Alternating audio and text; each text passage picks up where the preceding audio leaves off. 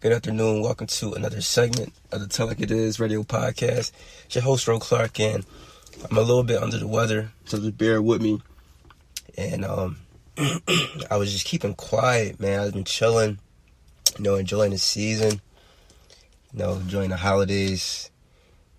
And then, came across some nonsense. My favorite power forward to ever play the game. One of my favorite players came at another current and active player of mine, and who I like, and I just didn't agree with it. And it's the Kevin Garnett. If you guys don't know, I'm pretty sure you guys do know. Kevin Garnett claims that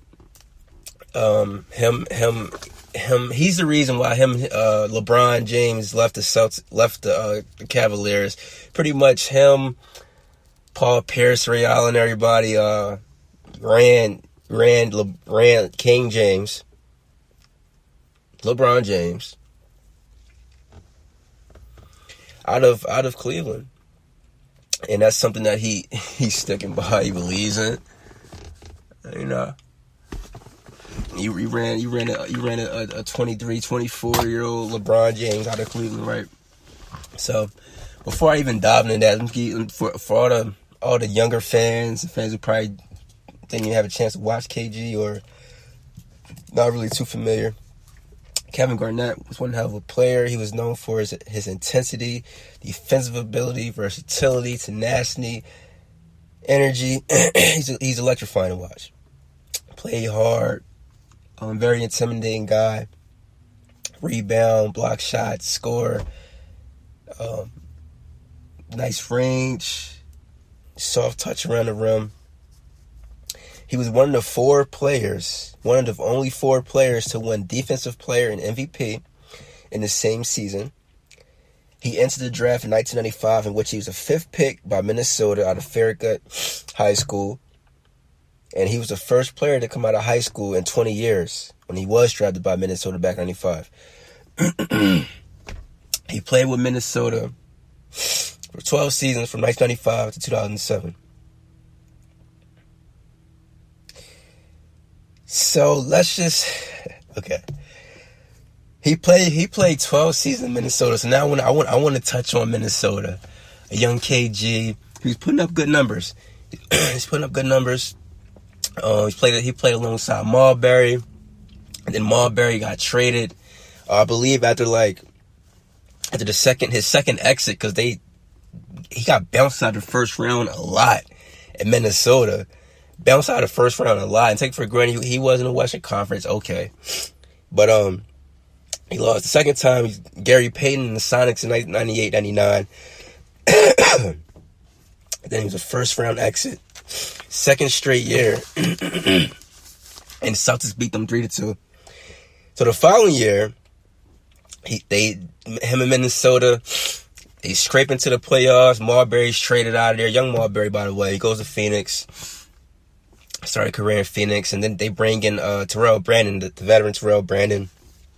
And I believe they bought him Wally World, Wally Scurby. Yeah, they bought him in. And then they go 8-1. I'm sorry.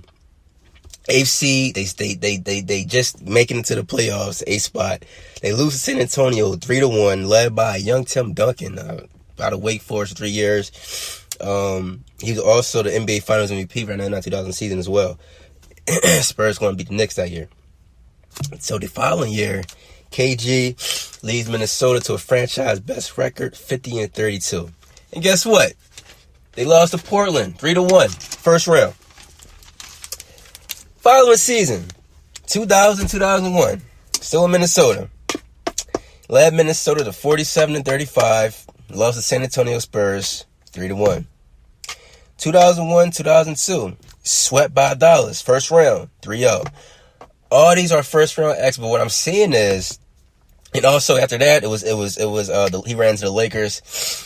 And then I believe the following year after that, they didn't even make the playoffs. He didn't make the playoffs. He was frustrated. He waived his no trade clause. But anyway, before I even jump into the Celtics era, the Celtics talk, you didn't accomplish much in Minnesota as I'm not saying as individual you did, but being a player that you are and having the key to the franchise, you didn't really accomplish anything besides leading them out the first round one time, and then just for you to get swept, or I'm sorry, losing the Western Conference Finals. I'm sorry. So then you missed the playoffs, and then you had the Bulls, Warriors, all these teams looking at KG. Then you decide, I'm joining Celtics. But KG, I think it's safe to say that Tim Duncan bust your ass while you were in the West. He got you out the first round a couple of times. Kobe bust your ass a couple of times. Like, come on, bro.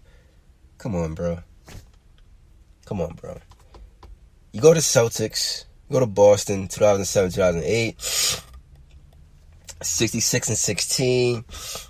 You guys form the first freaking big three: Ray Allen, Paul Pierce, and himself, KG.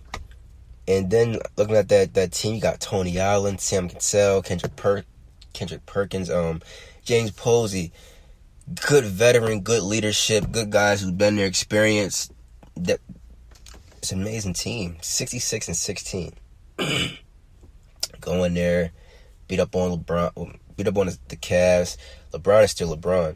But then it's like you're playing against Daniel Gibson, Drew Gooden, Shaq Barrett-Giles, Delonte West, Larry Hughes. And on top of that, let's not to mention all the BS that was going on between LeBron and David Griffin. Also, LeBron and his teammates. But you didn't run LeBron.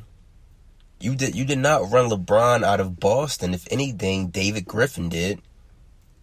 But at the end of the day, too, as well, LeBron had to figure it out, and he did figure it out. Not only did he figure out how to control his legacy and where he wanted to go and land, but he was like, you know what? These guys got 3-4 All-Stars. Let me call my buddies up. And that's what he did. And it didn't work the first time. But, it worked. It worked the second year in Miami. It worked the third year in Miami. It didn't work the fourth. And then, KG, you get one in Boston. You leave. You had a stint in Boston for, 6 seasons? And then you guys, shit wasn't working out in Boston. Like, okay, let me take Paul Pierce and we're going to go to Brooklyn. You go to Brooklyn for 2 years. Nothing happened. And this is when you were just on the verge of retiring, because then you go to Minnesota, and you're helping the young guys out, mentoring them. KG, I'm a huge fan. Been a huge fan. Don't you ever come out your mouth sideways like this again, bro. This man did not run LeBron out of Cleveland at all. It just don't make sense. You couldn't even run Minnesota past the first round. So it just doesn't make sense. But I respect it. I understand you went to Boston. You new atmosphere, new environment, you feeling yourself, got a little too confident. I understand you talk a little trash, but this man did not run LeBron in Cleveland. Guys, thanks for listening. Please tell me what you guys think. Did KG run LeBron out of Boston?